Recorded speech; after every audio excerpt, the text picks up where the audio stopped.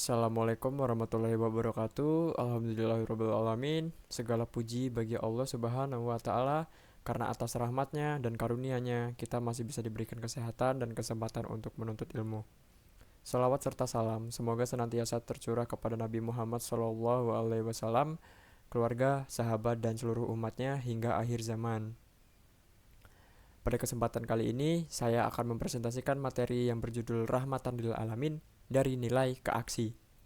Materi ini membahas bagaimana dakwah Islam tidak hanya dipahami sebagai penyampaian ajaran agama, tetapi juga sebagai sarana membangun kehidupan sosial yang lebih baik, serta bagaimana nilai Islam dapat diterapkan di era modern melalui teknologi dan media digital.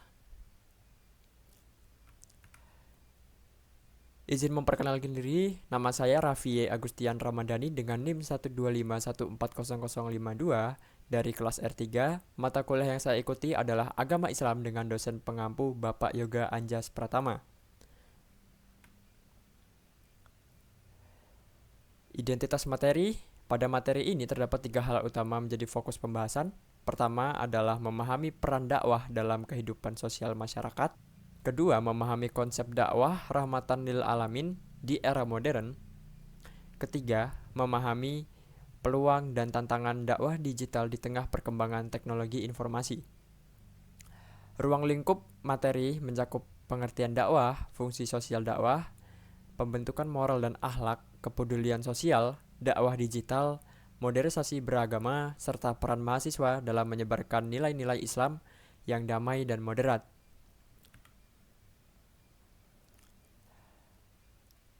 Pendahuluan. Ketika mendengar kata dakwah, sebagian orang langsung membayangkan ceramah di masjid atau mimbar. Padahal makna dakwah jauh lebih luas dari itu.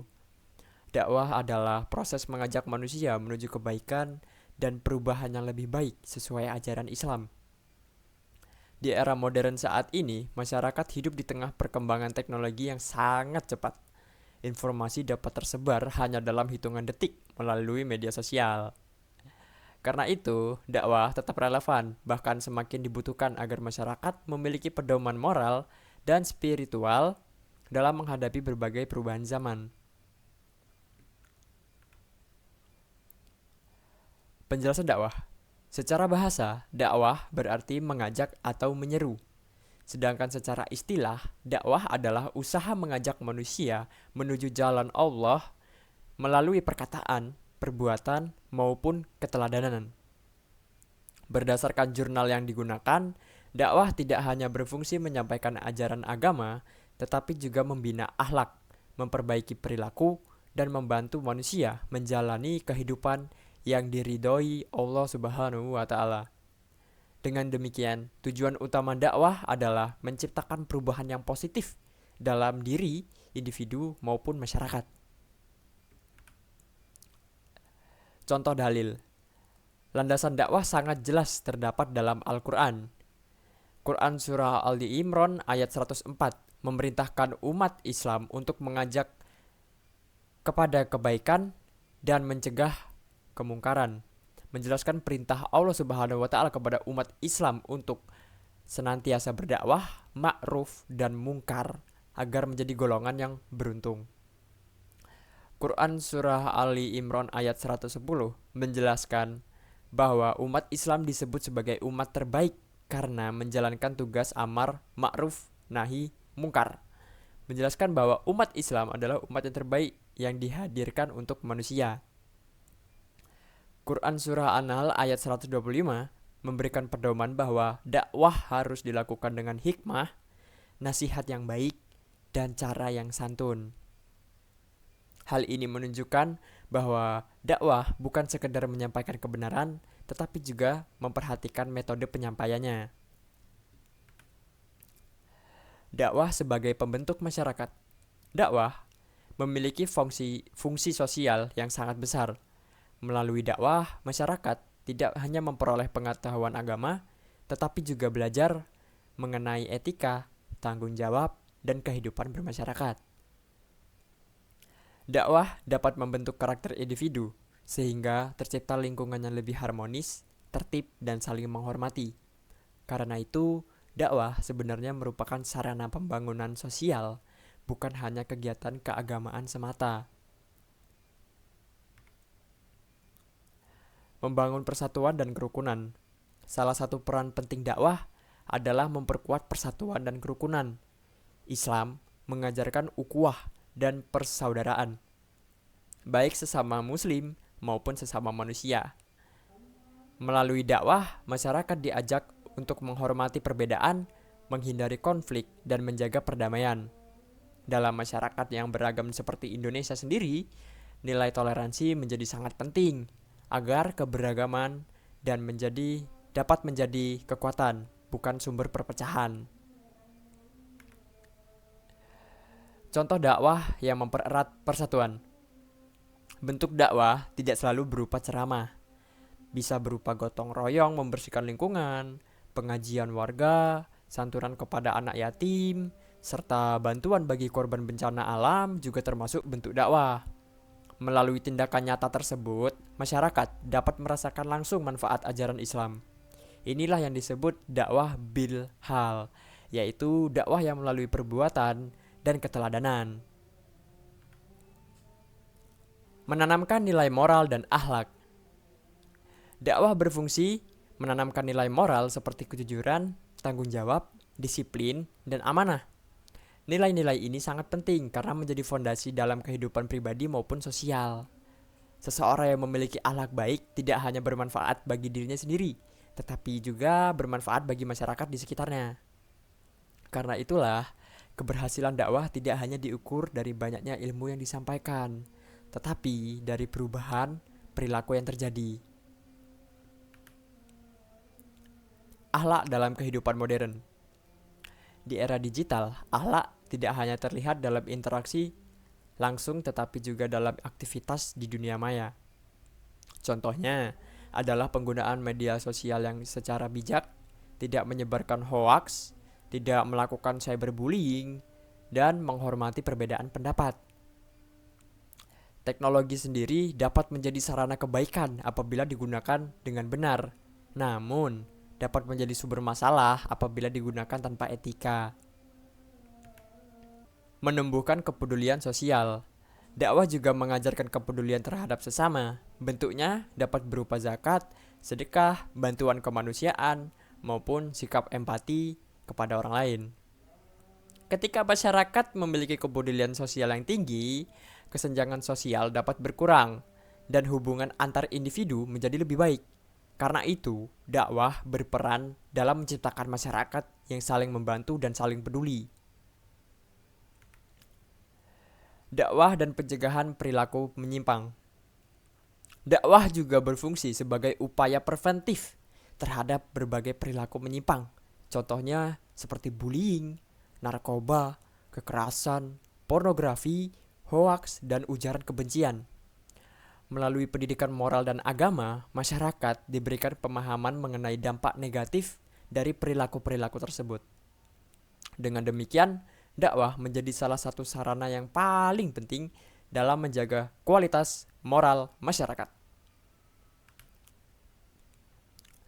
Rahmatan lil alamin. Rahmatan lil alamin berarti rahmat bagi seluruh alam.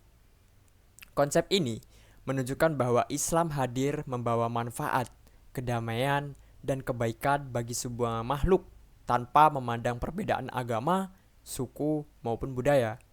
Nilai utama dari konsep ini adalah kasih sayang, keadilan, keseimbangan, dan penghormatan terhadap sesama manusia.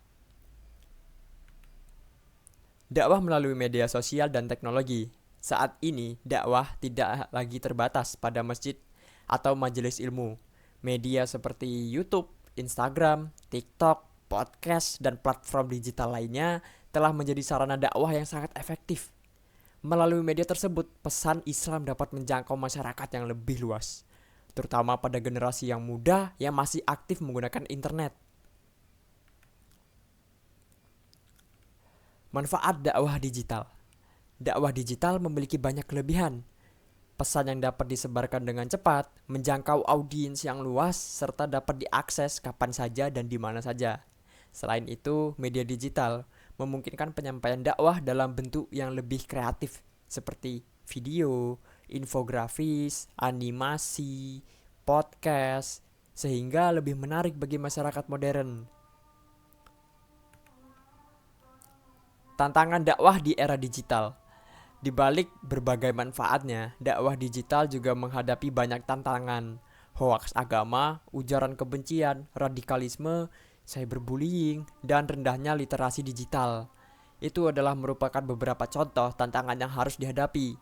Karena itu, para pendakwah harus mampu memverifikasi informasi serta menyampaikan pesan secara bijaksana dan bertanggung jawab.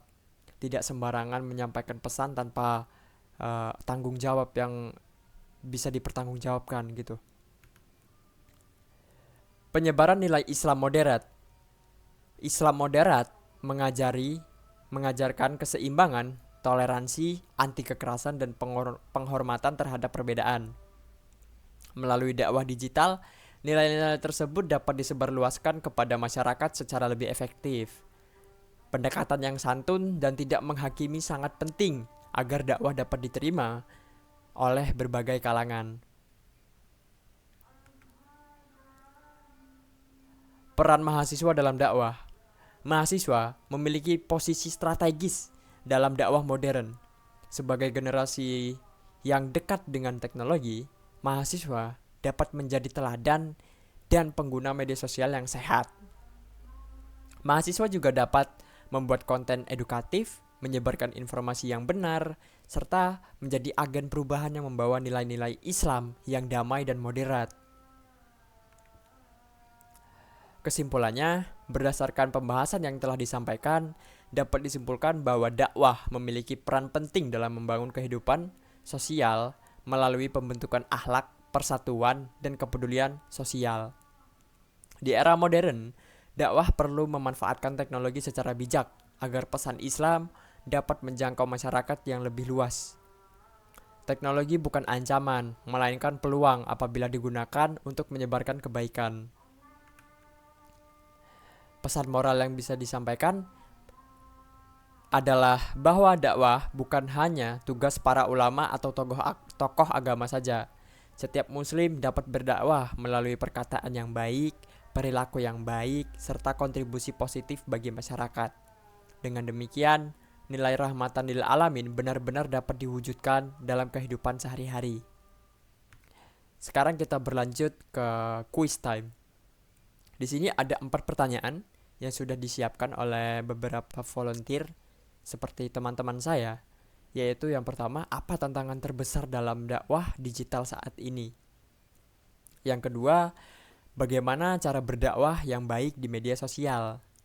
Yang ketiga, mengapa toleransi penting dalam dakwah modern? Yang keempat, mengapa mahasiswa perlu terlibat dalam dakwah digital? Untuk jawaban kuis yang pertama, yaitu apa tantangan terbesar dakwah dalam dunia digital saat ini? Tantangan terbesar dakwah digital adalah maraknya hoaks, misinformasi, dan konten negatif yang mudah menyebar di internet. Selain itu, dai juga harus bersaing dengan berbagai konten hiburan yang lebih menarik perhatian pengguna media sosial.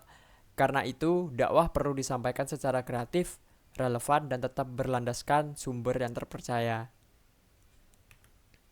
Untuk pertanyaan yang kedua, bagaimana cara berdakwah yang baik di media sosial?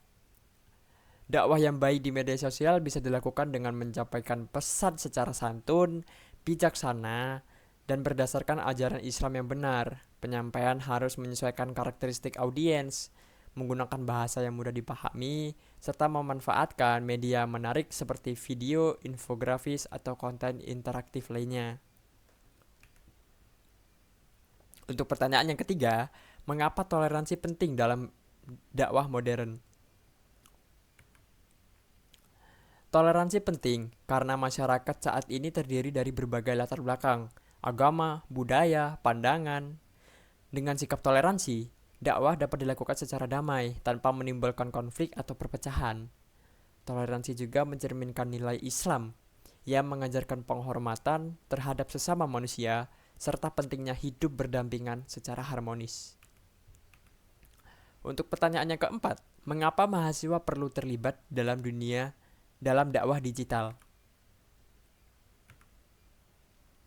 Mahasiswa perlu terlibat dalam dakwah digital karena mereka merupakan generasi yang dekat dengan teknologi dan media sosial. Dengan pengetahuan yang kreatif dan kemampuan berpikir yang kritis, mahasiswa dapat menyebarkan konten dakwah edukatif, inspiratif, dan bermanfaat, sehingga mampu memberikan pengaruh positif terhadap masyarakat. Di sini adalah referensi yang saya gunakan sebagai eh, poin-poin penting pada materi hari ini.